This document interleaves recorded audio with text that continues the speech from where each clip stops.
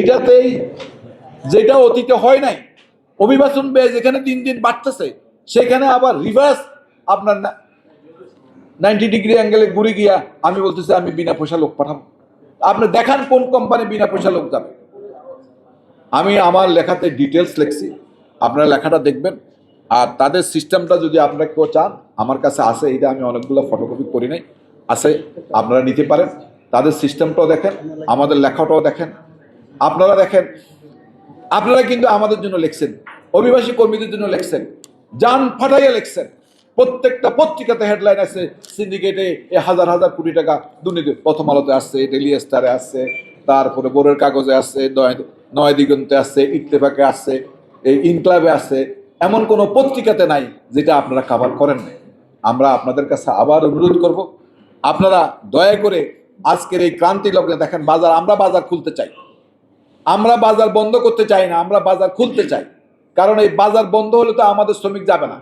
এখন তারা যেই ফাঁদটা পাচ্ছে গভর্নমেন্টকে, এখন দেখেন আমি কর্মী পাঠাবো, আমার কর্মী কি কোনো আন্দা ল্যাংড়া লুলার কর্মী পাঠাচ্ছি? আমি যে কর্মক্ষম, যে স্বাস্থ্যগতভাবে সক্ষম, এই ধরনের একটা কর্মীকে পাঠাচ্ছি। এই কর্মী কি করতেছে? মালয়েশিয়াতে সে ফ্যাক্টরিতে কাজ করতেছে, কনস্ট্রাকশনে কাজ করতেছে, রোডে কাজ করতেছে, প্লান্টেশনে কাজ করতেছে। এই কর্মীর পরিশ্রমে মালয়েশিয়ান সরকার কি উপকৃত হচ্ছে না? তাদের কি জাতীয় আয় বৃদ্ধি পাচ্ছে না? তাহলে একটা কর্মী যাচ্ছে, সে আমি কোনো ফেরিসেবল আইটেম পাঠাচ্ছি না, আমি কোনো কনজিউমার গুডস পাঠাচ্ছি না, আমি উৎপাদনের শ্রেষ্ঠ হাতিয়ার জনশক্তি রপ্তানি করতেছি। ওই যে এক আমলায় বলছিল, কি বলছে জানেন? যে আমরা তো হলাম কন্যার পক্ষ, আমরা ওদের কাছে তো কিছু দাবি করতে পারি। আমরা কন্যার পক্ষ নয়, আমরা ছেলের পক্ষ।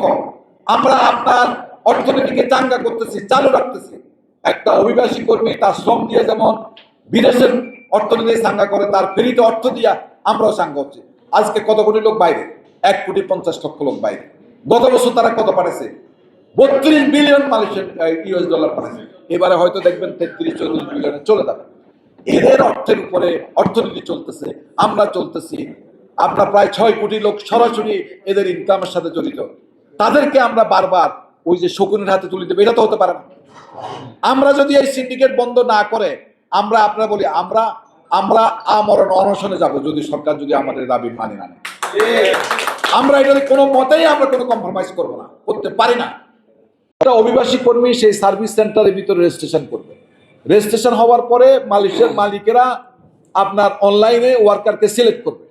অনলাইনে ওয়ার্কারে সিলেক্ট করার পরে এই গ্লোবাল এমপ্লয়মেন্ট ফ্যাসিলিটি সেন্টার ওয়ার্কারদের নোটিফাই করবে যে তোমাকে সিলেক্ট করা হয়েছে। তারপরে ওদেরকে গ্লোবাল এমপ্লয়মেন্ট ফ্যাসিলিটি সেন্টারের মাধ্যমে মেডিকেল করবে, ট্রেনিং করবে, তাদের ই ভিসা করবে, মানে যাবতীয় কর্মকাণ্ড তারা ওইভাবে করবে। কার? ওই যে গ্লোবাল ফ্যাসিলিটি সেন্টারের জন্য। এখন আপনারা জানেন একটা লোক বিদেশে যেতে গেলে আমাদের ওই বিএমইডির থেকে বহির্গমন ছাড়পত্র নিতে হয়। শুধু ছাড়পত্র নেওয়ার জন্য তারা কিছু কিছু রিক্রুটিং এজেন্সি ব্যবহার করবে। আপনারা জানেন সাধারণত আমরা বিদেশ থেকে যখন একটা চাহিদাপত্র আনি, আমাদের দূতাবাসে কেটে অ্যাটাস্টেড করে, আমরা সেই কাগজপত্র আমাদের মন্ত্রণালয় থেকে রিক্রুটমেন্ট পারমিশন নিই। রিক্রুটমেন্ট পারমিশন নেওয়ার পরে আমরা সংশ্লিষ্ট দেশে ভিসার জন্য পাঠাই। ভিসা পাওয়ার পরে আমরা আবার বহির্গমন ছাড়পত্র নিই, ছাড়পত্র নিয়ে টিকিট করে আমরা লোকটা পাঠাই। এখন রিক্রুটিং এজেন্সির কোনো কাজ এখানে নাই, তারা সমস্ত কাজ নিয়ে গেছে আপনার ওই যে গ্লোবাল এমপ্লয়মেন্ট ফ্যাসিলিটেশন সেন্টারে, তারা সব নিয়ে গেছে। এটা নেওয়ার উদ্দেশ্যটা কি? আগে প্রথম 2016 সালে তারা সিন্ডিকেট করছে 10 জন। 2021 সালে 19 ডিসেম্বর যে চুক্তি হয়েছে, সেই চুক্তিতে তারা প্রথম ছিল 25 জন, পরে তারা হচ্ছে 100 জন। এখন এই 100 জনের মাধ্যমে তারা এই 2 পিরিয়ডে প্রায় 7.5 লক্ষ লোক পাঠাইছে। এই 7.5 লক্ষ লোকের প্রত্যেকটা লোক FWCMS আমিন নূর, রুহুল আমিন স্বপন, নুর আলী সাহেবকে দিতে হয়েছে 1,52,000 টাকা করে। এইটা শুধু সিন্ডিকেট ফি। এর বাইরে আছে টিকিট আছে, ভিসা প্রকিউরমেন্ট কস্ট আছে, ম্যান পাওয়ার কস্ট আছে, এই কস্টগুলো আছে। এখন ওই অবৈধ 1,52,000 টাকা নেওয়ার কারণে সিন্ডিকেট ফি মানে অভিবাসন ফিটা বেড়ে গেছে। তাদের এই দুর্নীতির কারণে প্রত্যেকটা সংস্থা, বাংলাদেশ দূতাবাসের কর্মকর্তারাও অ্যাটাস্টেশন করার জন্য ঘুষ নিছে। বিএমইডির কর্মকর্তারাও আপনার ওই যে ম্যানপাওয়ার ব্যবসা ক্লিয়ারেন্স দেওয়ার জন্য ঘুষ দিছে। ই ভিসা করাতে গিয়েও মালয়েশিয়ান ইমিগ্রেশনকে ঘুষ দেওয়া হয়েছে।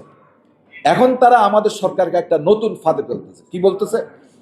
গালফে যুদ্ধ লাগছে, সৌদি আরব, কুয়েত, কাতারে লোক যেতে পারতেছে না, সমগ্র বিশ্বের দেশ বন্ধ, মালয়েশিয়াতে শ্রমবাজার খোলার একমাত্র রাস্তা মালয়েশিয়ান সরকার কয়েক লক্ষ শ্রমিক নেবে।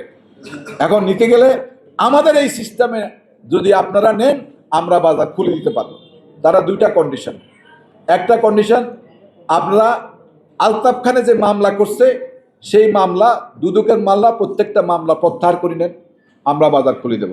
আমাদের সিস্টেম অ্যাকসেপ্ট করেন, আমরা বাজার খুলে নেব।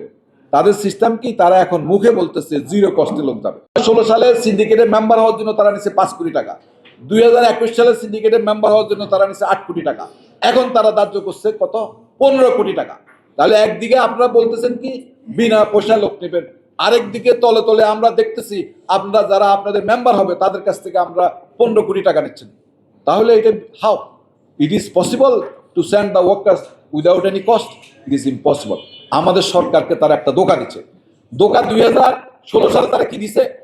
বলছে আমরা 47,000 টাকা লোক পাঠাবো। কবে? 2016 সালে 47,000 টাকা লোক গেছে, একটা লোকও যাইতে পারে না। তখন তারা 3.5 লক্ষ 4 লক্ষ টাকা দিয়ে লোক গেছে, 4 লক্ষ টাকা দিয়ে। এখন আসেন 2021 সালে যখন বাজার শুরু হয়েছে তখন 79,000 টাকা দিয়ে লোক যাওয়ার কথা, সরকার রেট ধার্য করে 79,000 টাকা দিয়ে, তখন লোক গেছে 5 থেকে 6 লক্ষ টাকা দিয়ে।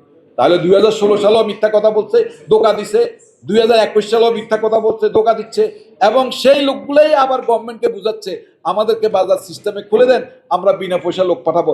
আমরা কি এটা বিশ্বাস করতে পারি? আমরা কিছুতে বিশ্বাস করতে পারি না। তারা কমপ্লিটলি আমাদেরকে ধোঁকা দিয়ে আসতেছে, ধোঁকা দিয়ে যাচ্ছে। এটা কারণটা কি?